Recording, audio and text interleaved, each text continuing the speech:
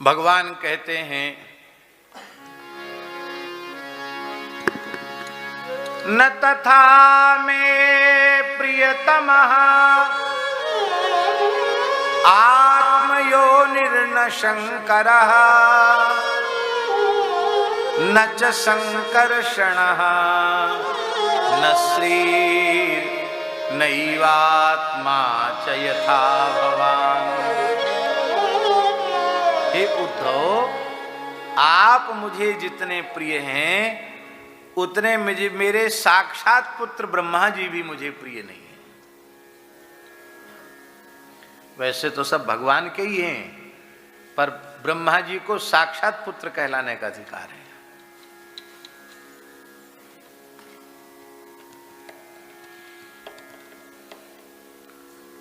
कई लोगों को पुत्र प्रिय नहीं होता, पोता प्रिय होता है। और लोगों ने सिद्धांत भी बना रखा है कि मूल से ब्याज प्यारा होता है। बेटा मूल है, पोता ब्याज है। इसलिए देखा होगा बड़े बूढ़े बच्चों को ही गोद में लेके घूमते रहते हैं। जब खुद बाप थे तब बच्चे को गोद में लेके नहीं घूमते थे, तब उनके पिताजी घूमते थे गोद में लेके। और जब बाबा बन गए तो पुत्र के पुत्र को गोद में लेकर घूमते हैं।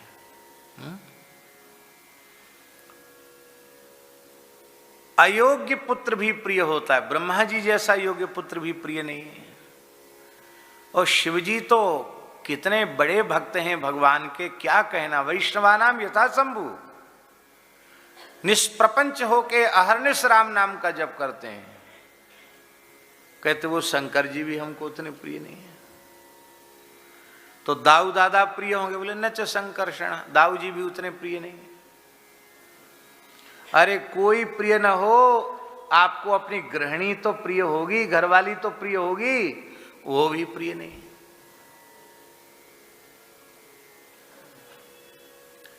न श्री तो नैवात्मा। आत्मा शब्द के कई अर्थ होते हैं। प्रकरण के अनुसार आत्मा शब्द का अर्थ किया जाता है, कहीं अंतःकरण को भी आत्मा कह दिया जाता है, कहीं देह को भी आत्मा कहा जाता है, कहीं आत्मा को आत्मा कहा जाता है। यहां नैवात्मा का अर्थ है लोगों को अपना नाशवान शरीर कितना प्रिय होता है, पर मेरा यह दिव्य मंगलमय बपू सच्चिदानंद स्वरूप है। चिदानंदमय देह तुम्हारी, ये सच्चिदानंद देह ये भी मुझे उतना प्रिय नहीं है। अथवा इस सच्चिदानंद देह में स्थित जो मेरा स्वस्वरूप आत्मा है, वह अपना आत्मा भी मुझे उतना प्रिय नहीं है। हे उद्धव, तुम मुझे जितने प्रिय हो। यहां उद्धव उपलक्षण है।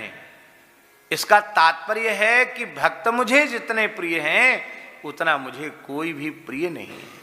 मुझे सर्वाधिक प्रिय भक्त हैं।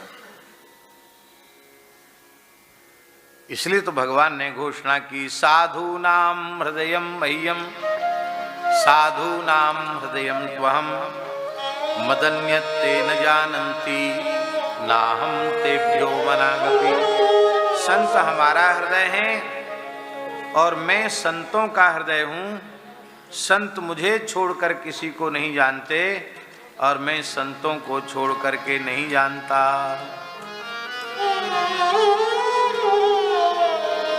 एक पद इतना अद्भुत है, श्री स्वामी अग्रदेवाचार्य जी महाराज का, बड़ा अद्भुत पद है। श्रीपति दुखित भक्त अपराध,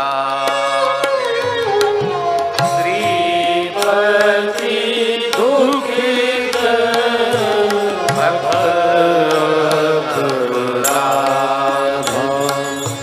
श्रीपति दुखित भक्त अपराध, श्रीपति दुखित भक्त अपराध, संतन द्वेष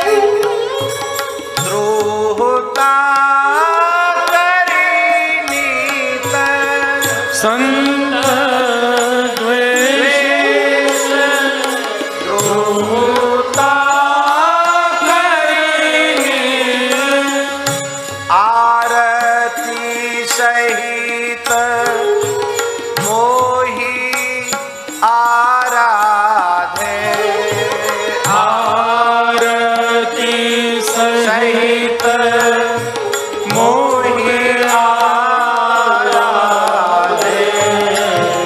श्रीपति दुखित भक्त अपराधे, श्रीपति दुखित भक्त अपराधे। संतों से द्रोह करता है, द्वेष करता है और रो रो करके आर्त स्वर में मेरी उपासना करता है। भगवान कहते मैं उसकी झूठी उपासना से प्रसन्न नहीं होता। तुम रो गाओ चाहे माथा पटको, यदि मेरे प्राण प्यारे वैष्णवों से तुम्हारा द्वेष है, संतों से द्वेष है, तो तुम्हारी स्तुति प्रार्थना और तुम्हारी आराधना उपासना पर मैं रीझने वाला नहीं हूं। आगे की पंक्ति तो ठाकुर जी बड़ी प्यारी है। सुनो सवे बैकुंठ के बासी, सुनो सवे बैकुंठ के वासी, सत्य कहत मानो जिनके, सत्य कहत मानो जिनके, तिन पर कृपा कैसे करी हो, तिन पर कृपा कैसे करी हो, पूजत पाव कंठ को छेवे, पूजत पाँव कंठ को छेदे, श्रीपति दुखित भक्त अपराध, श्रीपति दुखित भक्त अपराध। हे बैकुंठ के वासियों, हे मेरे पार्षदों, सुनो, खेद मत मानना, मैं सच्ची बात कहता हूँ। तुम ही बताओ मैं उन पर कृपा कैसे कर सकता हूँ जो मेरे पांव पूजते हैं और मेरे गले पर कुल्हाड़ी चलाते हैं। मेरी भक्ति मेरे पैर पूजना है और मेरे संतों का तिरस्कार मेरे कंठ पर कुल्हाड़ी चलाने के जैसा है। ये संत मेरे कंठ हैं, इनको मैं सदा अपने गले से लगा के रखता हूँ। इनका अपराध मैं सहन नहीं कर सकता। एक पंक्ति से बढ़कर दूसरी पंक्ति, दूसरी से पंक्ति से बढ़कर तीसरी पंक्ति, क्या कहना, इससे आगे कोई कह नहीं सकता जो श्री अग्रदेवाचार्य जी कह रहे हैं।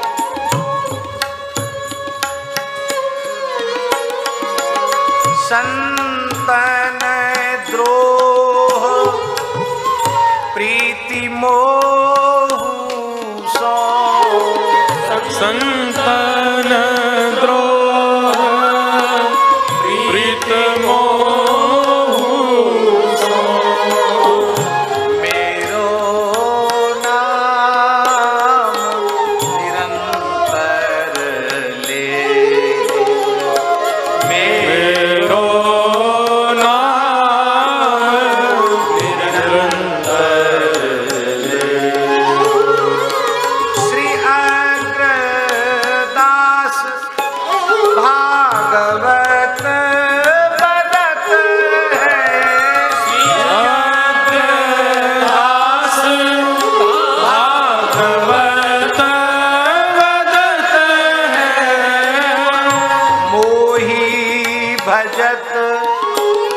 पर जमपुर जय,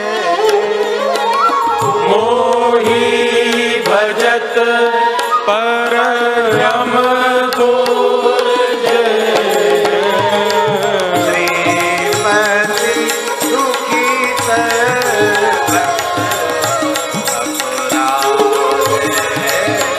श्रीपति दुखित भक्त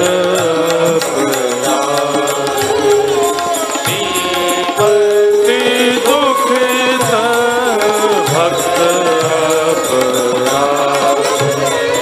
श्रीपति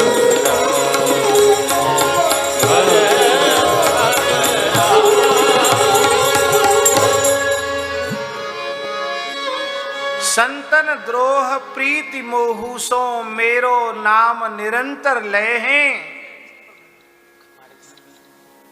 हमसे प्रेम करते हैं, संतों से वैष्णवों से द्वेष करते हैं, और इतने बड़े साधक हैं कि एक क्षण भी व्यर्थ नहीं जाने देते, निरंतर हरिनाम जपते हैं। अग्र स्वामी जी कहते हैं भागवत साक्षी है, मेरा भजन करने के बाद भी जमलोक जाना पड़ेगा।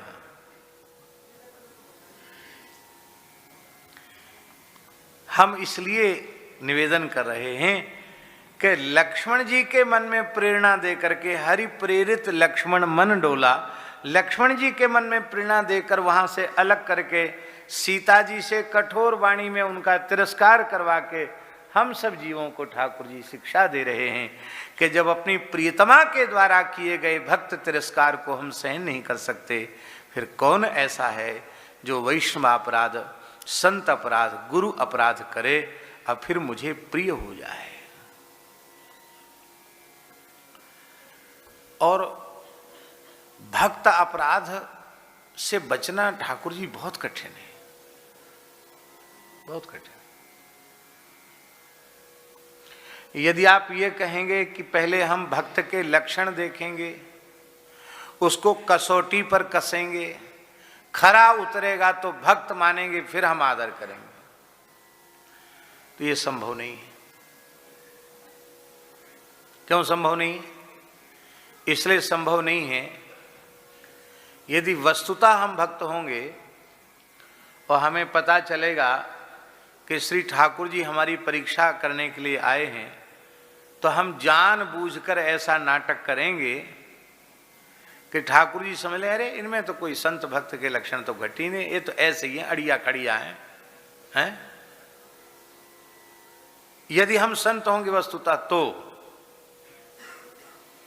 और बहुरूपिया होंगे तो, हम इतना बढ़िया अभिनय करेंगे आपके सामने कि होंगे तो महापाखंडी, महाधूर्त, महाठग, और हम इतना बढ़िया नाटक करेंगे कि आप इतने बड़े बुद्धिमान विद्वान वक्ता भी चक्कर में फंस जाएंगे। आप परीक्षा लेकर भक्ति करेंगे तो असली नकली हो जाएंगे, नकली असली हो जाएंगे। इसलिए भैया कौन भक्त है कौन नहीं है ये तो ठाकुर जी के ऊपर छोड़ दो। मस्तक पर तिलक है, गले में तुलसी है, वैष्णव का बाना है, भैया तुम तो भक्त हो, हम तुम्हें प्रणाम करते हैं। भीतर की बात भीतर वारो जाने, अपने भीतर थोड़ी घुसे का उगे, बाहर से जो दिख रहा हम तो उसी को प्रणाम करते हैं। अब एक और प्रश्न है, मान लो किसी के मस्तक पर तिलक नहीं है, कंठ में तुलसी नहीं है, जिह्वा पर भगवान नाम नहीं है, वैष्णव का स्वरूप ही नहीं, कोई लक्षण दूर दूर तक दिखाई नहीं पड़ता कि ये भक्त है, तो क्या उसको विमुख मानकर उसका तिरस्कार किया जाए?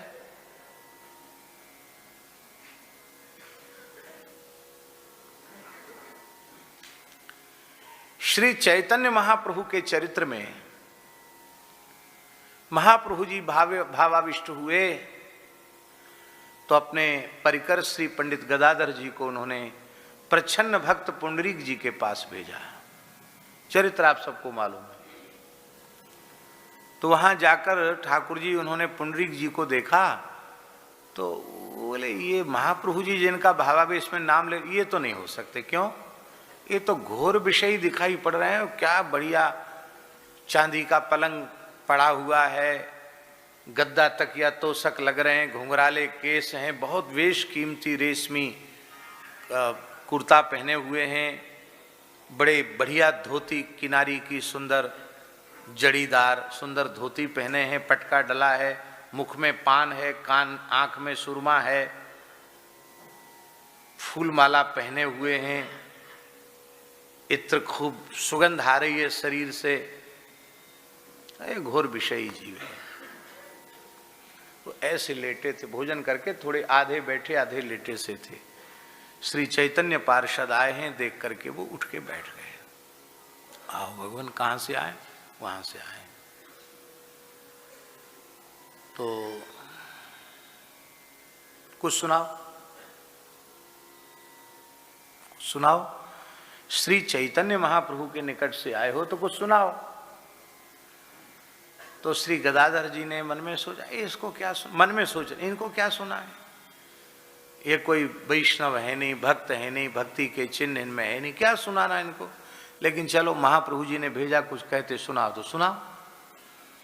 उन्होंने ठाकुर जी जैसे ही वराह पीडम नटबर बपुः कर्णयो कर्णिकारम बिभ्रद वाशक कनक कपशम वैजेन तीन चमालाम रंध्रान वेणु रधर सुधया पूरियन गोप वृंदई वृंदारण्यम स्वपदर्मणम प्राविशद गीत कीर्ति। इस श्लोक का जैसे ही गायन किया, प्रच्छन्न भक्त पुंडरीक पर्यंक से धड़ाम से नीचे गिर गए। एक साथ अष्ट सात्विक भावों का उदय हो गया उनके श्रीअंग में। अब तो उन्हें भारी पश्चाताप हुआ, हाय हाय, इतने श्रेष्ठ भक्त को मैंने विमुख समझ लिया, विषयी समझ लिया, हाय हाय, मेरे पाप का प्रायश्चित कैसे होगा। कुछ नहीं कह सकते, कौन कैसा दिखता है। इसलिए हमको तो ऐसा लगता है केवल अपने को अभक्त मानो, बाकी सबको भगवान का भक्त मान लो। मैं कुटिल हूं, विषयी हूं, भोगी हूं, कामी हूं, क्रोधी हूं, विकार युक्त हूं। प्रभो, मेरे जैसा दुष्ट दुर्बुद्धि इस धरती पर खोजने में दूसरा नहीं मिलेगा। संसार में सबसे बड़ा पतित मैं हूं, हे नाथ, और तो ये सब आपके भक्त हैं। ये बात स्वीकार कर लोगे तो इस दैन्य भाव के कारण तुम्हारे अंतःकरण में किसी प्रकार के विकार की हिम्मत नहीं जो घुस जाए। और फिर स्वप्न में भी किसी का अपराध नहीं बनेगा। इंद्र जी, इसी बात को समझाने के लिए नाभाजी ने दो भक्तों का चरित्र भक्तमाल में लिखा, एक वेशनिष्ठ भक्त और एक अंतर्निष्ठ भक्त। अंतर्निष्ठ भक्त का चरित्र क्या है? उसकी जो रानी थी वो हमेशा यही बात कह कह के रोती रहती थी कि हे भगवान, मेरा पति घोर नास्तिक है, विमुख है, न कभी कथा कीर्तन में जाए, न सत्संग में जाए, न मंदिर में जाए, न कोई चरणामृत लेने का नियम, न तिलक लगाना। हाँ, राजा है, अपने काम धाम करता है, मस्त रहता है, पता ही नहीं चलता क्या कर रहा क्या नहीं कर रहा है। हाँ, इतना ठीक है कि हमको बाधा पैदा नहीं करता भजन में, भक्ति में, बाकी स्वयं कोई भक्ति करते हुए नहीं दिखाई पड़ता। तो अलग न यही विधि रहे, अंगना मर्म न पावे। रानी को पता नहीं चलता था कि ये भक्त है। तो निद्रा बस सो भूप बदनते नाम उचार्यो। सोते सोते राजा ने स्वप्न में कहा, हानाथ रमण प्रेष्ठ कवासुपासी महाभुजो दास्यास्ते कृपणायामे सखे दर्श सन्निधिम। विरह में सने हुए भगवान नाम को सुनकर के रानी समझ गई, ये तो महान भक्त है, इसे कोई लीला का दर्शन हो रहा है। दीपक की बत्ती आगे बढ़ाई तो देखा तो राजा के संपूर्ण शरीर में प्रेम के लक्षण प्रकट हो रहे थे, सात्विक भाव प्रकट हो रहे थे, अश्रुकंप स्वेद पुलक आदि भाव जग रहे थे। तो रानी ने बड़े स्नेह पूर्वक राजा के स्वेद को पूछना चाहा, पसीने को। जैसे ही रानी ने स्पर्श किया, रानी के शरीर में भी वे प्रेम के लक्षण संक्रमित हो गए, उसको भी अश्रुकंप पुलक आदि भाव जग। अरे, ये इतना उच्च कोटि का प्रेमी जिसे छूकर मेरे हृदय में प्रेम के सात्विक भाव विकार जागृत हो गए। अरे मुझसे तो बड़ी भूल हुई, मैं अपने को भक्त मानती रही और पति को अभक्त मानती रही। माताएं बुरा नहीं मानना, सब जगह माताओं की संख्या ज्यादा होती है कथा सुनने वालों में, फिर भी माताओं की एक सबसे भारी समस्या है, खुद भजन करें चाहे न करें, पति और पुत्र के पीछे तो हाथ धो के पड़ी रहती। महाराज जी आशीर्वाद दे दो, ये कुछ नहीं करते। तुम क्या करती हो? यदि तुम ईमानदारी से भजन में लगी हो तो तुम्हें फुर्सत कहां है कि ये कुछ नहीं करती है कहने की।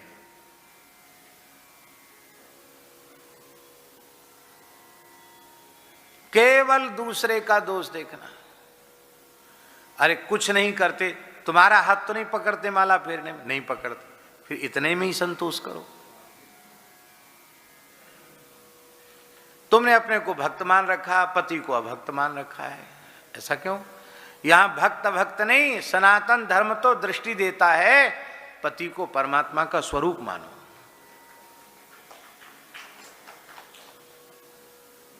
आप लोग कहेंगे भगवान मानने लायक ही नहीं, तुम कैसे भगवान माने?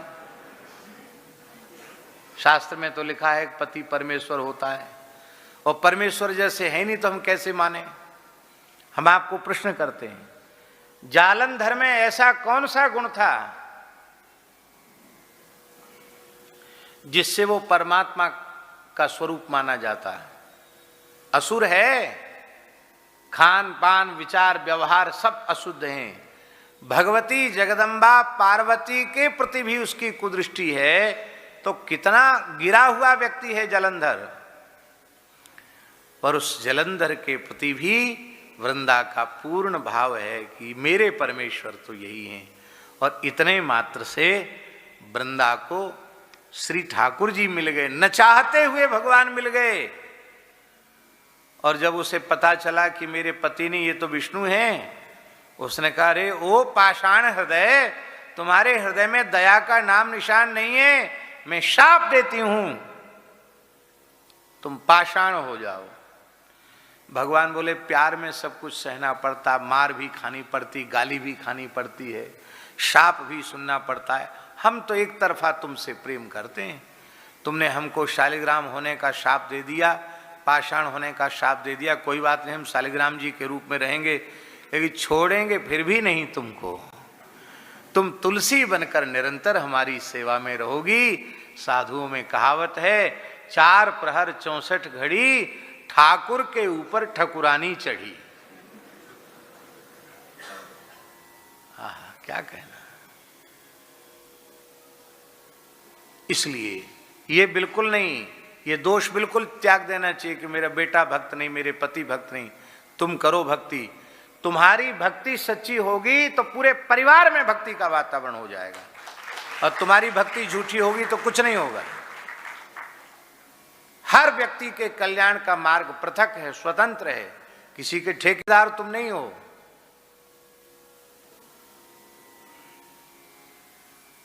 कल्याण में प्रत्येक जीव स्वतंत्र है, कल्याण के साधन में प्रत्येक जीव स्वतंत्र है, उसमें परतंत्रता नहीं है कि तुम चलोगे तो हम चलेंगे, ऐसे कुछ नहीं।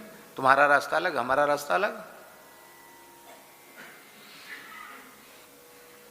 रानी ने उत्सव मनाया, राजा को पता चला कि रानी को तो पता लग गया कि मैं भगवान का भक्त हूं, तो मेरी तो पूंजी लुट गई, खजाना लुट गया, मैं तो छिपा के रखता था भक्ति को। तो रानी ने कहा मैं आपके चरणों को छूकर शपथ लेती हूं कि आपके मुख से भगवान का नाम निकला। इतना सुनते ही राजा रो पड़ा। उसने कहा नाम ही तो मेरा प्राण था, और जब नाम निकल गया तो रह क्या गया, नाम के वियोग में प्राण त्याग दिए। हमारे महाराज जी कहते थे त्रेता के दशरथ जी से आगे कलयुग का ये अंतर्निष्ठ भक्त आगे निकल गया, उन्होंने राम जी के वियोग में प्राण त्यागे, अंतर्निष्ठ राजा ने नाम के वियोग में प्राण त्याग दिए।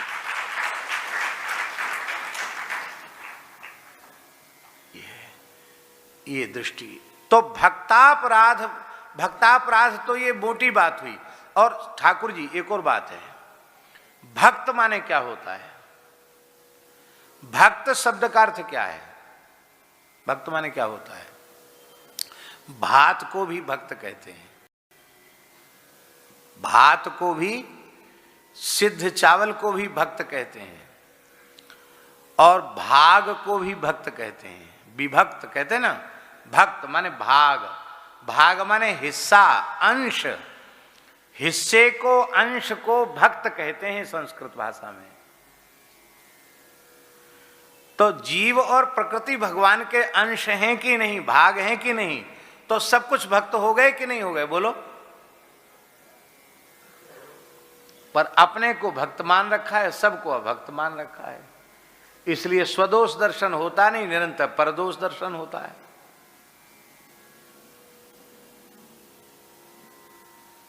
तो यह शिक्षा देने के लिए भगवान ने लक्ष्मण जी के मन को चलायमान कर दिया और जानकी जी के मुख से ऐसी बात निकलवाई जिससे कि हम लोग वैष्णवापराध भक्तापराध से बचे।